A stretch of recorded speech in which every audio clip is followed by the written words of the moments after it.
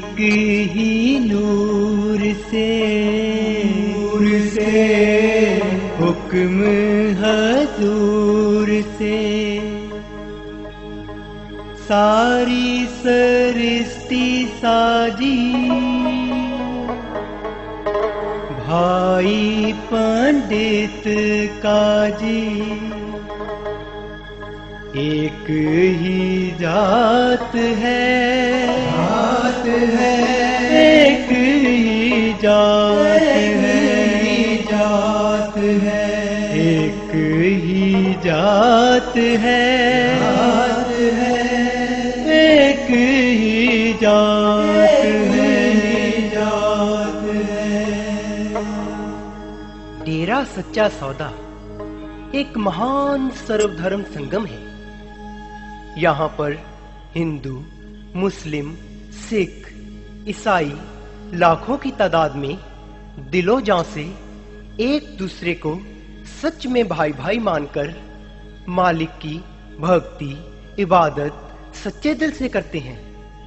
और डेरा सच्चा सौदा की सबसे बड़ी बात यह है कि यहाँ पर किसी से भी किसी भी रूप में दान चढ़ावा आदि बिल्कुल नहीं लिया जाता। ईश्वर, अल्लाह, गॉड, वाहिगुरु ये सब एक ही शक्ति के नाम हैं।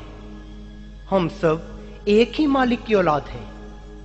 हमें सच पर चलने की हिम्मत और शिक्षा हमेशा मिलती है डेरा सच्चा सौदा के गद्दी नशीन हजूर महाराज संत गुरमीत राम रहीम सिंह जी से। तो आइए सीधा सत्संग में चलते हैं और सुनते हैं एक मन एक चित्त होकर हजूर महाराज गुरमीत राम रहीम सिंह जी के अनमोल वचन। सतगुरु की साजी नवाजी प्यारी साध संगत जियो,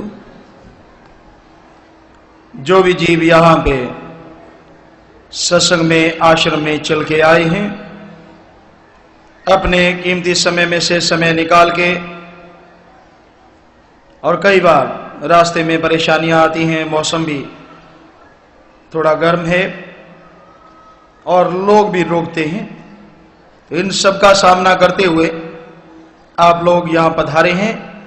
आप सबका सत्संग में पधारने का तहे दिल से बहुत बहुत स्वागत करते हैं। जी आया नु शामदीद कहते हैं, मोस्ट वेलकम। सत्संग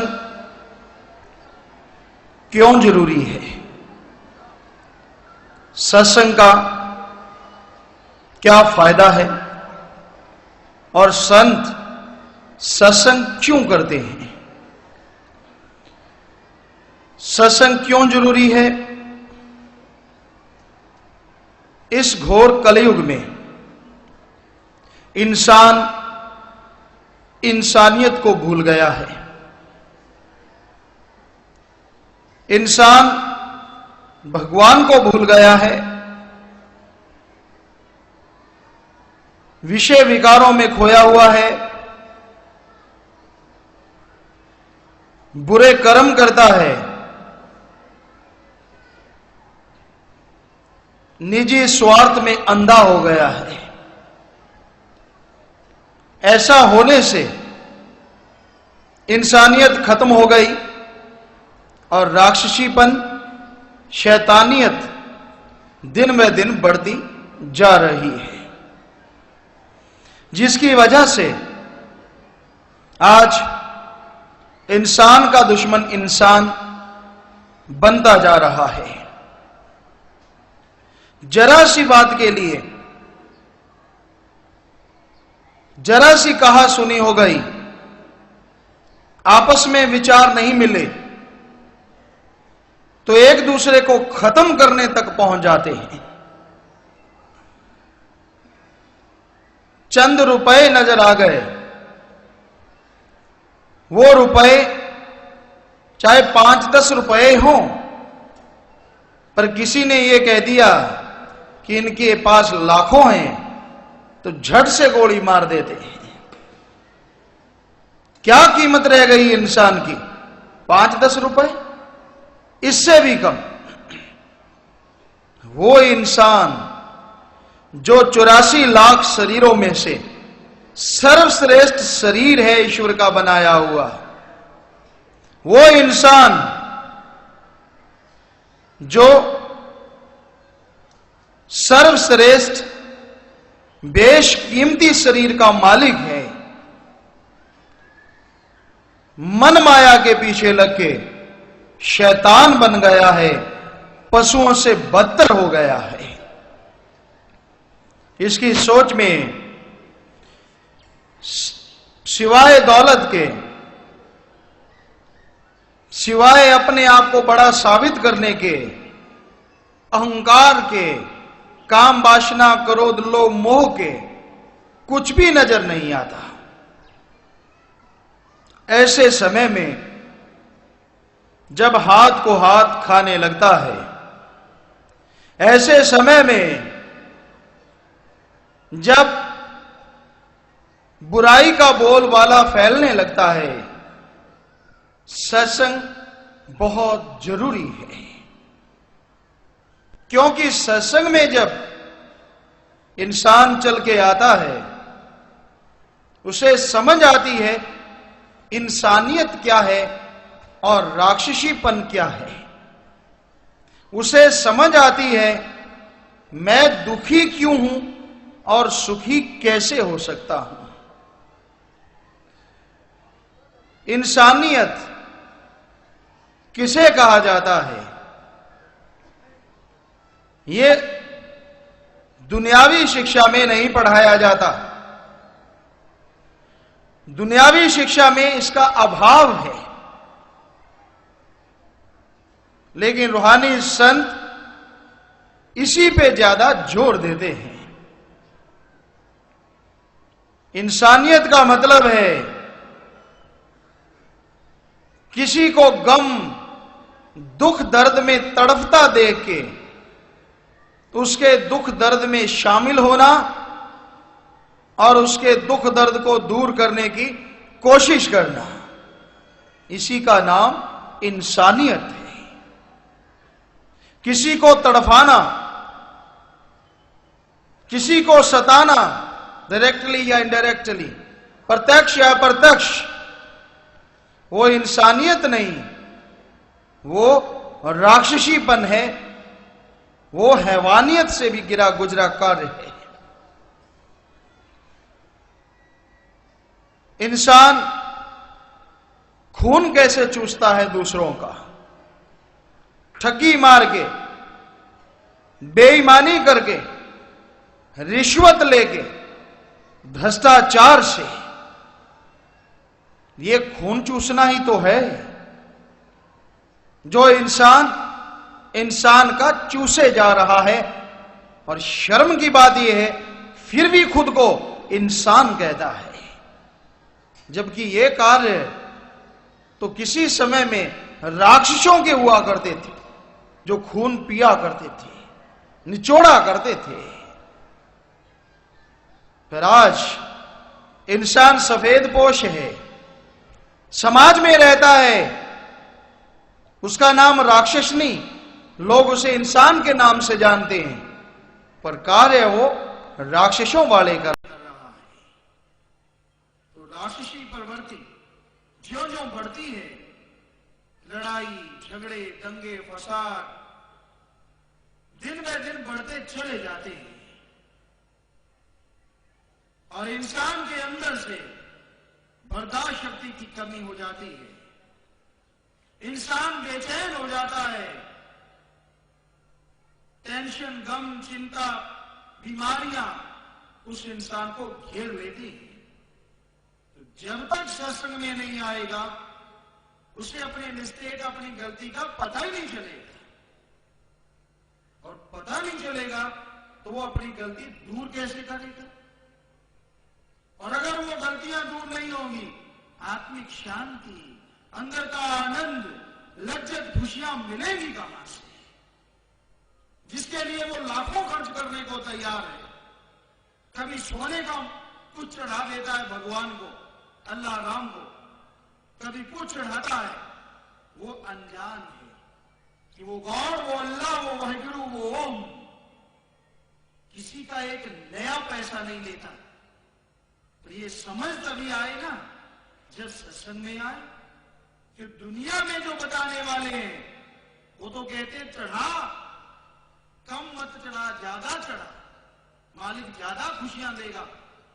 किसको ये पता नहीं, लेकिन उनको लगता है कि हमें आप चढ़ाओगे, खाएंगे तो वही, इसलिए वो ज्यादा जोर देते हैं, ज्यादा चढ़ाओ।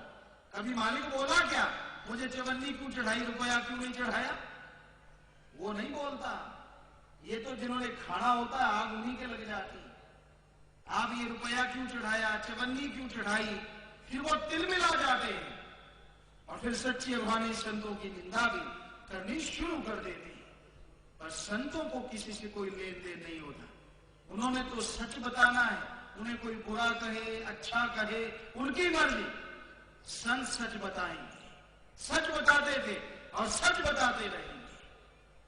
और सच यही है कि आपको आत्मिक सुख, आत्मिक शांति रुपए पैसे से नहीं, ढोंग दिखावे से नहीं, बल्कि ईश्वर के नाम के जाप से मिलेगी। आप जो कर चुके हैं, जो समय गुजर गया, उसमें आपसे जाने अनजाने में कोई गुनाह, कोई बुरा कर्म हुआ, बुरा कार्य हुआ, जो मालिक की निगाह में, ईश्वर की निगाह में पाप है। तो ऐसे बुरे कर्म, ऐसे बुराइयों को धोने का अगर कोई जरिया है तो वो है ईश्वर का नाम। ना कि आपका रुपया पैसा, ना आपका कोई दिखावा। सच्चे दिल से, सच्ची तड़प से आप ईश्वर का नाम जपें, मालिक को याद करें, तो आप अपने उन पाप गुनाहों का बदला चुका सकते हैं, उन पाप बुरे कर्मों को दूर भगा सकते हैं। अगर आप सत्संग में नहीं आएंगे, सुनेंगे नहीं, तो आपको कैसे पता चलेगा कि आपके पाप, आपके गुनाह दूर हो सकते हैं? वो भी बिना पैसे के, बिना ईश्वर को टैक्स दिए। ईश्वर तो लेता नहीं बिचौलियों को। आप अपने घर परिवार में रहिए, आपकी जो ड्यूटी है, जो भी धंधा आप करते, अच्छा करो, नेक करो, वो करते रहिए। ये आपका कर्तव्य है। जो औलाद पैदा किए, आपका अपना शरीर, इसको खाने खिलाने के लिए कुछ ना कुछ तो कर्म करना ही होगा। चाहे आप किसान हैं, व्यापारी हैं, दुकानदार हैं, नौकरी पेशा है, आप वो कर्म जरूर करो, लेकिन मेहनत की कमाई, हक हलाल की खाओ, खून पसीने की कड़ा परिश्रम करते हुए कमाई करो। कड़ा परिश्रम शारीरिक तौर पे भी है और दिमागी तौर पे भी। हर क्षेत्र में, चाहे वो कोई भी है, जैसे दुकानदार, व्यापारी, बिजनेसमैन, कुछ भी, किसान भाई हैं, तो इसमें शारीरिक मेहनत भी होती है और दिमागी भी।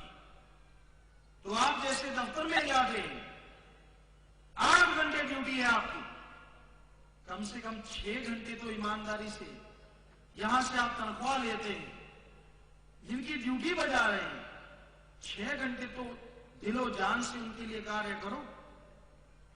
लेकिन हमने देखा 6 घंटे तो दूर, घंटा 2 घंटे ड्यूटी देते हैं कई सज्जन तो, 6 घंटे गपशप मार के निकाल देते। सो गए, इधर उधर की बातें सुनाई, तो हमारी निगाह में वो मेहनत की कमाई नहीं, वो भी पाप है, गुनाह है, क्योंकि आप अपने फर्ज से कन्नी कतराते हैं। तो मेहनत की करके खाओ, और उसमें आनंद ना मिले, लज्जत ना मिले, हम आपको लिख के दे सकते हैं। मेहनत की कमाई एक ऐसी कमाई है जो इंसान को संतुष्टि देती है। कोई डर नहीं होता, कोई भय नहीं होती, कोई चिंता नहीं होती। और दूसरी कमाई में चोर होता है इंसान, चोर। हर समय डर रहता है रंगे हाथ ना पकड़ ले, जो इज्जत बनी हुई है कहीं माटी में ना मिल जाए। हर समय टेंशन, हर समय परेशानी, और आखिर में कोई ना कोई बीमारी। एक तरफ जहर खाता है, औलाद को खिलाता है, और दूसरी तरफ खुद भी उसमें तड़पता रहता है। क्या फायदा हुआ उस दौलत का जिससे खुद को सुख नहीं, औलाद को सुख नहीं। ये पता तभी चलता है जब आप सत्संग में आते हैं। इसलिए सत्संग जरूरी है, क्योंकि वो सत्संग या रुपए का लेन देन चलता है, उनको तो जितने नोट आप चढ़ाओगे उतने ही आपकी खुशामद करेंगे। वो ये नहीं कहेंगे कि तेरी कमाई का वे रास्ता तरीका कौन सा है। वो तो कहेंगे हमें चढ़ाता जा, किसी का गला काट, किसी को मार, तेरे पे भगवान दया करेंगे, तू बेफिक्र रहे, हम तो बैठे हैं गारंटी वाले, पर हमें चढ़ाना जरूर भूल मत जाना। ऐसा कहने वाले दुनिया में आप भी मरते हैं, और जो उनके पास जाते हैं उनको भी मरवाते हैं। तो भाई, जैसे कोई गऊ को आटे का एक पेड़ा है, निवाड़ा है, वो खिलाता है और बाद में उसका कत्ल कर दे, यही हाल वो आम रूहों का करते हैं। वो उनको इज्जत का निवाड़ा दिखाते हैं, उनकी वाह शाबाशी का तगमा देते हैं, और रूहों का घात करते हैं। खुद भी अज्ञानी होते हैं और दूसरों को भी अज्ञानता में और अज्ञानता रूपी दलदल में धसाते चले जाते हैं। तो ऐसे लोग खुद यहां दोजख भोगते हैं और आगे भी नरक दोजख में चले जाते हैं। अंधा गुरु अंधा चेला, नरकों में धक्म धकेला, वहां धक्का पड़ता है। गुरु पहले कहता मैं जाऊं, चेला कहता पहले मैं जाऊं, कहां? नरकों में। ऐसे लोग दुनिया में बहुत हैं। तो आम लोग गऊ इसलिए कहा अज्ञानी होते हैं, वो अपने दिमाग से तो काम लेते नहीं। ये हमसे ले रहा है, हम मालिक को चढ़ा रहे हैं, आगे से मालिक दो शब्द आशीर्वाद के तो देता नहीं। कभी मालिक को उठाते हुए किसी ने देखा नहीं। तो क्या ये अंधविश्वास में आप चढ़ाए जा रहे हैं, चढ़ाए जा रहे हैं? उसने कभी उठाया ही नहीं एक नया पैसा। क्या ये मूर्खता नहीं? सोचिए, कभी दिमाग से काम ले लिया कीजिए। बिजनेस में तो बहुत लेते हैं, ठगी मारने में भी इसका इस्तेमाल काफी करते हैं। कैसी कैसी योजनाएं आपके अंदर चलती रहती हैं। ऐसे ठगी मारूं तो पता नहीं चलेगा, ऐसे बेईमानी करूं तो पता नहीं चलेगा, इतने परसेंटेज लूं तो मजा आएगा। तब तो स्कीम बहुत चलती रहती है। और जब अल्लाह राम की बात आती है तब ये भेजा काम में क्यों नहीं लेते? कि जब वो उठाता ही नहीं, आगे से ये नहीं कहता कि बेटा तूने मुझे चढ़ाए, मेरा आशीर्वाद तेरे साथ, वो भगवान, वो अल्लाह, वो वाहिगुरु राम जब प्रकट होके ऐसा नहीं कहता, तो आप यकीन कैसे कर लेते हैं कि वो पैसा मालिक के पास जाएगा? क्या ये अजीबोगरीब बात नहीं? अजीबोगरीब है। आज आपको लग रही होगी, लेकिन पहले नहीं लगी। क्यों? पहले कोई सच बताने वाले सत्संग में आप गए ही नहीं। वो तो सत्संग की नकल होती है, वहां तो माया का बिजनेस होता है। और जो महापुरुषों के पवित्र ग्रंथों में लिखा होता है वो पढ़ के सुना दिया जाता है। प्रैक्टिकली उनके पास कुछ भी नहीं होता। जबकि सत्संग वो होती है जिसमें संत फकीर जो सुनाते हैं, पहले वो अनुभव करते हैं, उसका नाम सत्संग होता है। अरे पवित्र ग्रंथ तो सभी धर्मों में है, बहुत बड़ा ज्ञान है उनमें। अगर कोई माने तो उसे तो कोई भी पढ़ सकता है। फिर इसमें अगर क्या वो बड़ा हो गया जो पढ़ के सुना रहा है? क्यों उसकी जय जयकार कर रहे हैं? प्रैक्टिकली तो वो कोरा है, प्रैक्टिकली तो वो नोट कमाने आया है और कुछ नहीं जानता। लोहा गर्म करना जानता है कि किस तरह से इंसान को भावुक किया जाए, किस तरह से इंसान की भावना को भड़काया जाए और फिर उससे रुपए नोट लिए जाएं। ऐसे लोग दुनिया में बहुत हैं जो लोगों से खुद खाते हैं, लोगों से लेते हैं। जरा सोचिए, जो आपके सामने झोली फैलाता है वो आपकी झोली कैसे भर सकता है? कभी सोचा आपने? कभी विचार किया? तो ये आपका दिमाग किधर चला जाता है? क्यों नहीं काम लेते उससे? सोचिए, अगर कोई संत, अगर कोई फकीर ईश्वर से एक हो चुका है, मालिक की भक्ति इबादत करने वाला है और पैसा आपसे मांगता है, जरा विचार कीजिए, क्या उसका भगवान अल्लाह, राम, वाहिगुरु, गॉड, खुदा, रब, जो सारी खलकत, सारी सृष्टि को बनाने वाला है, अपने उस भक्त को 2 समय का खाना नहीं दे सकता? वो सब कुछ दे सकता है, लेकिन जो लोगों से मांगते हैं वो उसके भगत होते ही नहीं। वो दिखावा करते हैं, ढोंग करते हैं, पाखंड करते हैं और लोगों को लूटते रहते हैं। और जब तक सत्संग में इंसान आता नहीं, उसकी दिमाग में, उसके विचारों में परिवर्तन आ ही नहीं सकता। कई लोग लकीर के फकीर होते हैं, उन्होंने इतना उनको पटाया कह लीजिए या मक्खनबाजी की होती है, बटरिंग की होती है कि वो हिल नहीं पाते। हमारा तो वही है, हमारा तो सब कुछ वही है। अरे अंधो, आंखें खोलो, कान ईश्वर ने सुनने के लिए दिए, बंद करने के लिए नहीं। बड़े बड़े पाखंड रचे जाते हैं। कोई कहता है आप ज्यादा टेम्परेचर में, गर्मी में बैठो, आग में बैठो, चारों तरफ आग जला देते हैं, बीच में बैठ जाते हैं, लोगों के लिए अचंभा होता है, वाह कितना बड़ा भगत है। नहीं, हमारी निगाह में तो इसके बिल्कुल उल्टे, बुरा मत मानिए, कितना बड़ा दिखावा करने वाला नाटककार है। अरे आग हमारा शरीर सह सकता है, इसमें इतनी पावर, शक्ति है कि अगर इसको जैसा बनाना चाहो, माइनस कितनी डिग्री में यह चला जा सकता है, जिंदा रह सकता है। और बहुत ज्यादा टेम्परेचर में भी आग दूर रखो, यहां आप सह सकते हैं, और जाना आधा आधा इंच नजदीक करते जाओ, कोई भी आम शरीर आग झेलने के काबिल एक न एक दिन जरूर बन जाएगा। तो इसमें कौन सी बड़ा तीर मार लिया? कोई कहता है सिर में पानी डालो तो मालिक मिल जाएगा, तो मेंढक मछलियां तो भगवान के पास गई नहीं, वो तो हमेशा पानी में रहती। कई कहते खड़े रहो, बैठना ही नहीं, खड़े रहने से भगवान मिलेगा।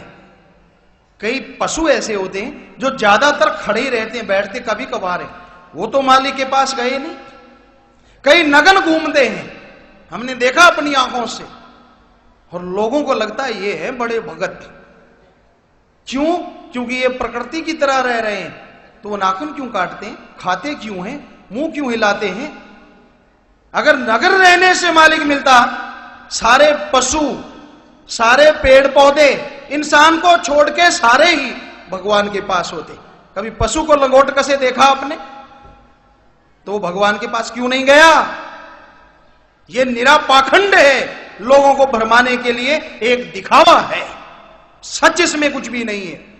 जब हमें अकल है, हमें तमीज आ चुकी है, तो हम क्यों ना उस अकल का इस्तेमाल अपने आप को छुपाने या जिसमें समाज का भला है उसको ढांपने में क्यों ना इस्तेमाल किया जाए? क्या बुराई है इसमें? तो ये दिखावे दिन ब दिन बढ़ते जा रहे हैं। कोई ना कोई मुर्गा तो उनका फंस ही जाता है और उसे फिर अच्छी तरह से मूंढते हैं, ऐसा मूंढते हैं कि वो हिल ना पाए। अरे भाई, ईश्वर ने आपको इंसान बनाया, भेड़ नहीं, भेड़। जो सच को देखते सुनते हुए भी उन पाखंडियों के हत्थे चढ़े रहते हैं, वो भेड़ नहीं तो और क्या है। भेड़ एक कुएं में गिर जाती है, 5-7 तो उसके पीछे जरूर गिर जाती, उनको लगता लहलहाता हुआ घास होगा। ये तो भेड़ चाल होती है। इंसान को तो ईश्वर ने दिमाग दिया है, अरे कभी तो इस्तेमाल कर लिया करो। तो सच्चाई जानने के लिए सत्संग जरूरी है, और इसीलिए संत सत्संग लगाते हैं। उनका मकसद लोगों को इकट्ठा करके नोट लेना नहीं होता, लोगों को इकट्ठा करके वोट लेना नहीं होता, लोगों को इकट्ठा करके अपना धर्म बढ़ाना नहीं होता। संतों का मकसद, उद्देश्य, एम, लक्ष्य एक ही होता है, हर किसी को सच की जानकारी दी जाए और सच से जोड़ा जाए। उनका निजी स्वार्थ कुछ भी नहीं होता। वो खुद मेहनत करते हैं, खुद कमाई करते हैं, और उस कमाई से ही खान पान करते हैं। इतिहास गवाह है, निगाह मार के देख लो। जो भी रूहानी सूफी संत आए, चाहे वो कबीर साहब थे, उन्होंने भी खेस दरिया बुनी, उनको बेचा, मार्केटिंग की, उससे जो आता था अपने तन के लिए। हालांकि उन्होंने मालिक को पाया था, वो ले सकते थे उससे, पर संतों का असूल बिना वजह मालिक के जो कुदरत के कानून है उनमें दखलंदाजी करना नहीं होता। शरीर ये बनाया कोई मांगने के लिए थोड़ा ही, शरीर बनाया है कर्म करने के लिए, और वो भी अच्छे नेक कर्म करो, खुद का भी भला हो और सामने वाले का भी भला हो, इसलिए ये शरीर बना है। तो भाई संत फकीर सच बताने के लिए सत्संग करते हैं। कई बार लोग देवी देवताओं से डरते हैं। हमारे पास बहुत पेश होते हैं हजारों की तादाद में, गुरुजी हमें फलां देवता ने तंग किया, फलां देवता ने। ये आपका भ्रम है। देवता शब्द का मतलब निकलता है रूहानियत में कि एक तरह से जो ड्यूटी दे रहा है अच्छे के लिए, दुनियावी के हिसाब से अच्छे के लिए। वो किसी का नुकसान करेगा तो वो देवता कैसे कहलाएगा? क्योंकि बुरा करने वाले का नाम राक्षस है, और अच्छा जो ड्यूटी दे रहा है उसका नाम देवता है। और अगर देवता ही किसी की भैंस कटड़े को मार देता है, कई कहते हैं हमारी भैंस को मार दिया, कटड़े को मार दिया, तो वो देवता थोड़ी रह गया, वो तो राक्षस हो गया। क्या सच नहीं? तो यकीन मानो, आप देवताओं की पूजा अर्चना करो ना करो, उन्होंने अपनी ड्यूटी जो है मालिक की तरफ से लगी हुई वो देनी ही देनी है। उनके कायदे कानून है, उनसे वो बाहर नहीं आ सकते। अरे जितना समय आप देवी देवता में लगाते हैं, उतना समय अगर सुप्रीम पावर ओम हरि अल्लाह गौड़ खुदा रब वाहिगुरु की याद में लगाएं, तो हम आपको लिख के देते हैं ऐसी आत्मिक शांति मिलेगी, उसके दर्श दीदार के काबिल बन जाओगे कि आप समय को याद करके रहोगे कि बाकी का समय हमने बर्बाद क्यों किया। पर इसकी समझ आती है सत्संग में आने से। बिना सत्संग के समझ नहीं आती। बिना सत्संग सुने के कोई बात क्लियर स्पष्ट नहीं होती। तो इसलिए संत सत्संग लगाते हैं। और यहां देवी देवता सवाल है, आपको संतों की बात ही सुना देते हैं। इस देही को सिमरे देव, सो देही भजहर की से, भजो गोविंद भूल मत जाहो, मानस जन्म का यही लाहो। इस देही को सिमरे देव। अरे मानस के शरीर को, इंसान के शरीर के लिए सुमरन देवी देवता करते हैं कि हमें कब यह शरीर मिले और कब हम प्रभु की प्राप्ति कर लें। इस देही को सिमरे देव, सो देही भजहर की से। वो सुमरन करते शरीर मिले, आपको तो मिल चुका, फिर उस हरि की सेवा, दीन दुखियों का फायदा करना, खड़कट की सेवा में अपने हाथों से लगना क्यों नहीं करते? भजो गोविंद भूल मत जाओ। सेवा अपने आप नहीं हो पाती, मन इजाजत ही नहीं देता। कभी शरीर थकावट मानता है, कभी कुछ कभी कुछ। भजो गोविंद, उस ओम हरि अल्लाह गॉड खुदा रब, उसकी भक्ति करो। भजो गोविंद भूल मत जाओ, भूलना नहीं। मानस जन्म का यही लाभ, इंसानी शरीर का यही लाभ है सबसे बड़ा। तो संतों की वाणी सुनी आपने, देवी देवता आपके शरीर के लिए तड़प रहे हैं और आप उनके सुमरण में लगे हुए हैं। है ना अजीबोगरीब बात? पर सत्संग में जब तक आओगे नहीं समझ आएगी कैसे? कृष्ण जी कहते हैं एक जगह पे युद्ध भूमि में जब वो अर्जुन को समझा रहे होते, बहुत से सुनने वाली बात, देवी देवताओं के बारे में युद्ध भूमि में जब वो समझा रहे होते वहां एक कीड़ा मकोड़ा घूम रहा होता है, तो कृष्ण जी अर्जुन को कहते हैं, हे अर्जुन, ये जो कीड़ा मकोड़ा घूम रहा है ये एक दिन ब्रह्मा था, विष्णु था, वो अवतार था। जरा सोचिए कहां गई ये बात, किधर जा रही है ये बात कि देवी देवता भी एक निश्चित समय तक रूह उस शरीर में रहती, उस पदवी में रहती है, बाद में उस रूह को भी जन्म मरण में आना पड़ता है। क्या ये सच नहीं? तो आप उनकी भक्ति में लगे हुए हैं जो खुद जन्म मरण के जाल में उलझे हुए हैं। अरे देवी देवताओं के ऊपर 3 देव, उनके ऊपर एक जिसे काल महाकाल त्रिलोकी नाथ कहते हैं, और ये त्रिलोकी नाथ भी समाधि में बैठता है। जिसके पास पावर हो, जिसके पास शक्ति हो, उसको किसी की समाधि में बैठने की क्या जरूरत? जो है ही पावर। इससे पता चलता है वो खुद पावर नहीं है, वो किसी से मांग रहे हैं, किसी से दुआ कर रहे हैं। वो कौन है? उसी की यहां चर्चा कर रहे हैं हम। उसी का नाम ओम हरि अल्लाह गॉड खुदा रब वाहिगुरु भगवान। तो क्यों ना डायरेक्टली उसकी भक्ति की जाए, क्यों ना उसी की भक्ति इबादत की जाए जिसकी भक्ति में सब लगे हुए हैं। और उसकी भक्ति करने का हक सिर्फ और सिर्फ 84 लाख शरीरों में से इंसान को ही प्रभु ने दिया है। इंसान का शरीर एक ऐसा है जो दोनों जहां के मालिक उस परमात्मा की भक्ति कर सकता है। बाकी कीड़े मकोड़े, जीव जंतु, जानवर दोनों जहां के मालिक की भक्ति नहीं करते। कोई देव में उलझा है, कोई कहीं पे, कोई कहीं पे। तो आप भी अगर ऐसे उलझे हुए हैं, आप भी और पशु में फिर क्या फर्क है? बुरा ना मानना, आपको सच कह रहे हैं। सच ना हो तो बताइए। तो सच्चाई है। दुनियावी निगाह में आपको एक उदाहरण देना चाहेंगे। आपका काम है कोई और आपकी पहुंच, आपका यार दोस्त, या यूं कह लेते हैं आपका पिता जो है वो राष्ट्रपति है, प्रधानमंत्री है, लेकिन आप काम करवा रहे हैं छोटे ऑफिसर से, उसकी मिन्नत निकाल रहे हैं। वो कहता भी मैं तो खुश हूं, बड़े वाले से मिल लो, फिर आप उसकी मिन्नत निकालते हैं। फिर वो कहता मैं तो खुश हूं, यूं करते करते सैकड़ों हैं, पता नहीं कितने हैं, करोड़ों हैं, कब आप वहां पहुंचोगे? और जब आपका पिता ही प्रधानमंत्री है या जानकारी है आपकी उसके साथ, अगर डायरेक्टली उससे मिला जाए, क्या ये शॉर्टकट है? और सारे पानी भरेंगे कि भाई ये तो उसका बेटा है या उसका जानकार है, जरूरत नहीं पड़ेगी फाइल पे वजन रखने की, फाइल अपने आप उड़ के चली जाएगी। समझदार को इशारा काफी है। दुनिया में ये चलता है।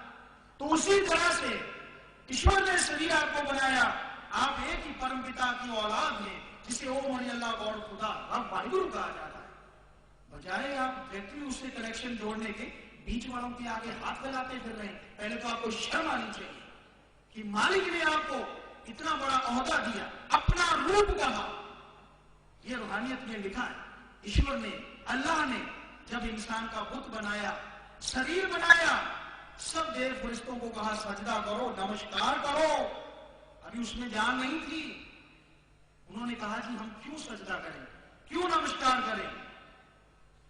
तो मालिक ने जवाब दिया, ईश्वर ने कहा कि ये मेरा अपना रूप है, ये खुद मुख्तियार होगा, और अगर ये धरती पे दुनिया में जाके मेरी भक्ति इबादत करेगा तो इसको जीते जी भी दर्श दिला दूंगा और इसकी आत्मा रूह को आवागमन से मोक्ष मुक्ति मिल जाएगी। ये सुन के सब देव फरिश्तों ने इंसानी बुत को सजदा किया, और फिर मालिक की नूरे किरण, जिसे रूह आत्मा कहते, वो शरीर में प्रवेश कर गई।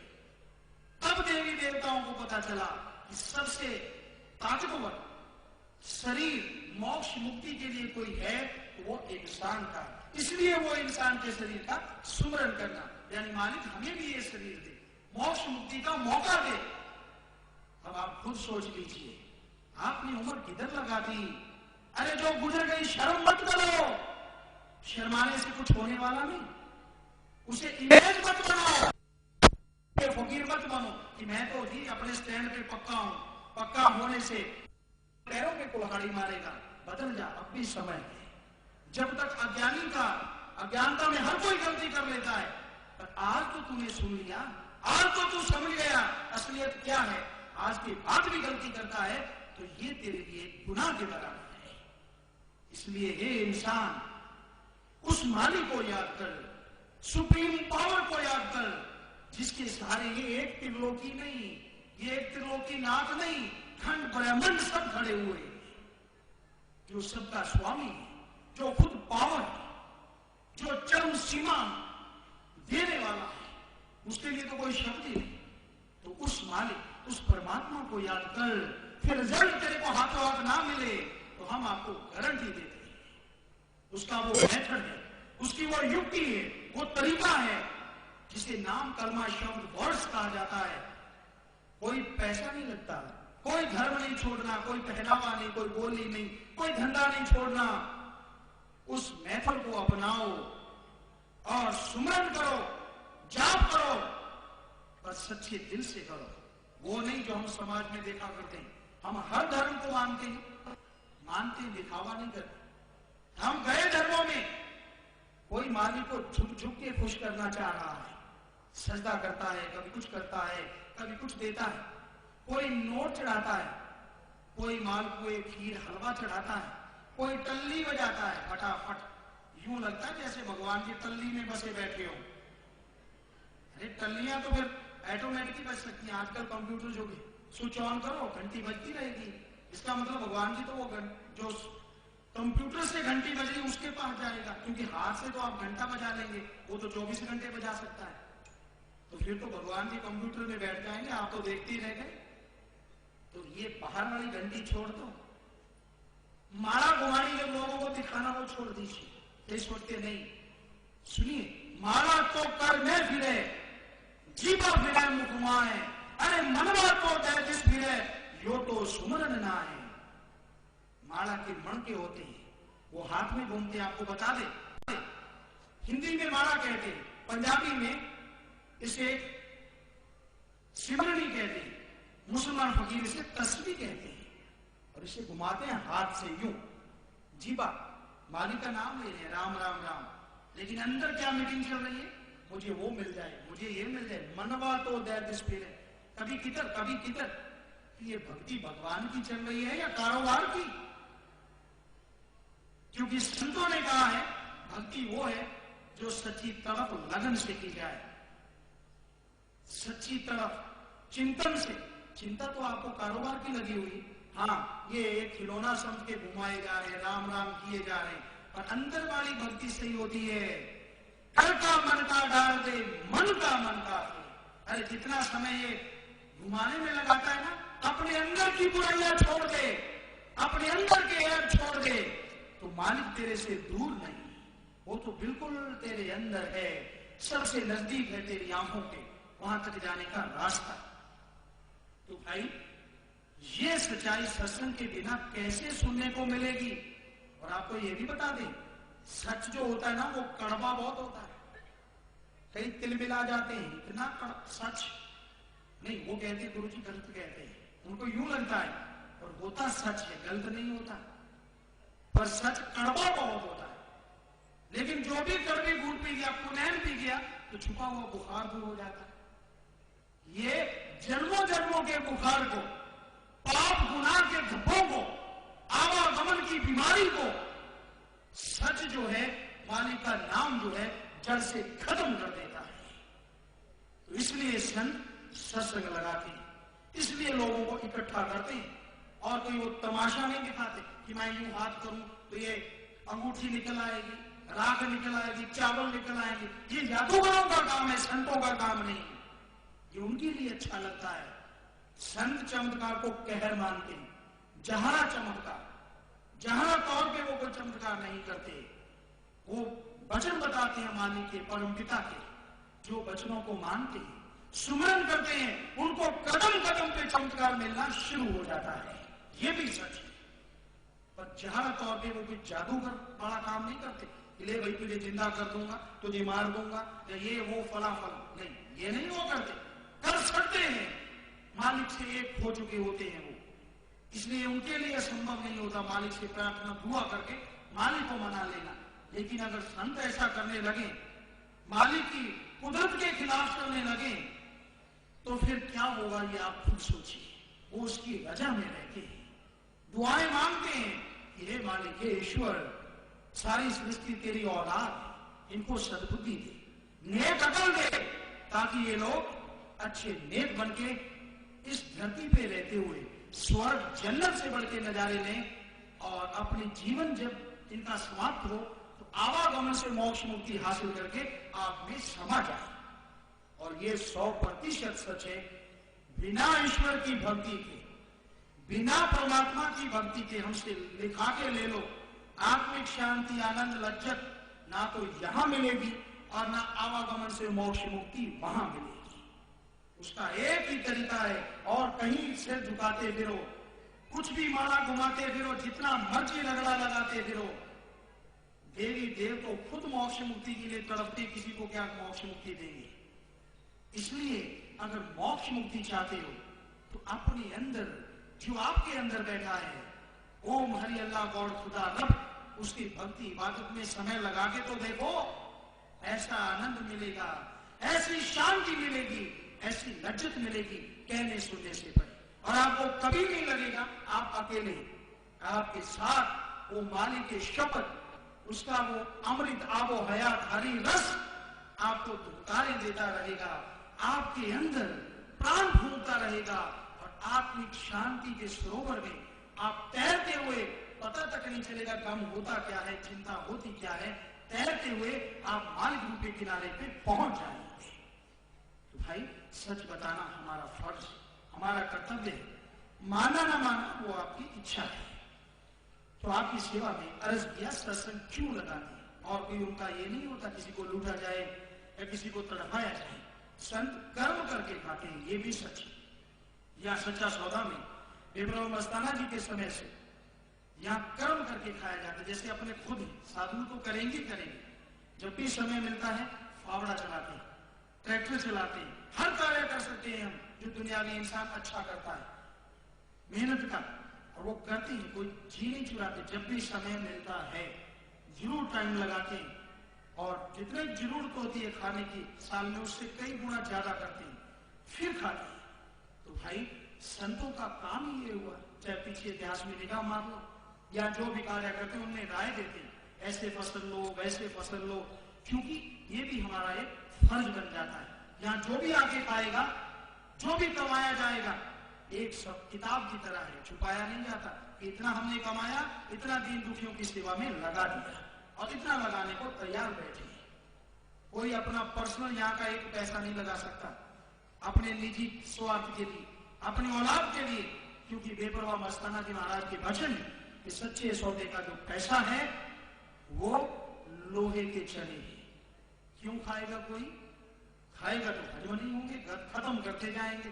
कईयों ने यहां से खा के देखा, हम नाम किसी का नहीं लेते, पर वो समझते हम होशियार हैं, चुपके चुपके चुरा के देखा, बेईमानी से खा के देखा, और हम जब निगाह मारते उनके जीवन की तरफ, जीते जी उनका जो बुरा हाल है, मालिक ऐसा कभी किसी का ना करे। और ये मालिक से दुआ भी मांगते कि मालिक ऐसा करने वालों को सद्बुद्धि दे। आपके तो वचन हो गए, पर ये ना समझ में कुछ ना कुछ रहमत जरूर कर दया कर। तो भाई ये असूल हम खुद तो 100% मानते हैं, साधु भी मानते हैं, पर 100% हम किसी को नहीं कहते अपने सिवाय। ये हमारा असूल हम मानते हैं। उस सदगुरु की दया से अपने आप को हम कहां से मान लेते? हम तो आपके सेवादार हैं, नौकर हैं, सेवा के लिए तैयार रहते हैं, दीन दुखियों के नौकर हैं, हर समय तैयार हैं। लेकिन हम उस सदगुरु सच्चे मुर्शिद इमाम शास्त्रनाथ जी महाराज की दयामय रहमत से ये कह सकते हैं कि वाकई हम इस मामले में 100% उनके वचनों पे फूल चढ़ाते थे, चढ़ाते हैं, उनकी रहमत से चढ़ाते रहेंगे। तो भाई ये सच्चाई है, वास्तविकता है। संत कोई छुपाने वाली चीज नहीं होती कि उनका पर्सनली कुछ और हो, बाहर कुछ और हो, सवाल ही पैदा नहीं होता। जो कुछ भी उनका होता है वो सबको बता दिया करते हैं। छुपाते वो हैं जो कुछ ऐसा करते हैं, लोगों से नोट लेना, ठगी मारना, लूटना, अपने औलाद के लिए कुछ ना कुछ बना के देना, नहीं, सवाल ही पैदा नहीं होता। संत फकीर ऐसा नहीं करते। तो भाई सत्संग में वो नाम मिलता है, मोक्ष मुक्ति का तरीका मिलता है, जो आपको भी दिया जाएगा।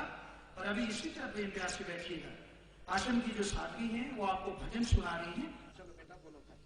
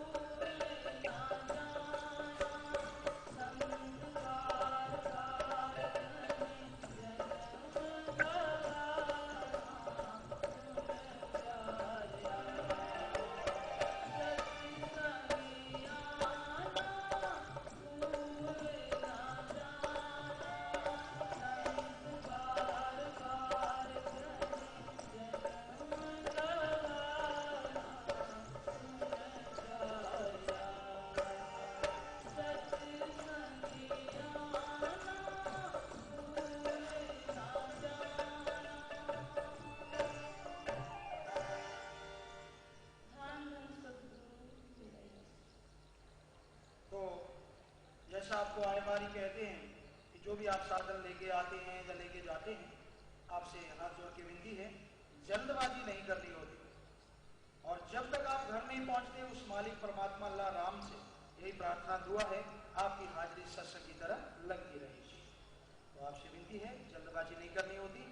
तो जो नाम लेना चाहते हैं, जो नाम के अभिलाषी हैं, वो मेथड, मेडिटेशन मेथड, तरीका, युक्ति, नाम, कलमा, वर्ड्स, अलग अलग धर्मों में अलग अलग नाम, वो अगर आप लेना चाहते हैं तो आपके सामने जो बिल्डिंग सचखंड हॉल है उसमें चले जाना है। और बाकी साथ संगत ने यहीं बैठ के, आप सबके लिए लंगर भोजन की व्यवस्था है, यहीं बैठ के आराम से लेना है। पर बस 1-1.5 मिनट के लिए सभी ने इसी तरह प्रेम प्यार से बैठे रहना है, सजे रहना है।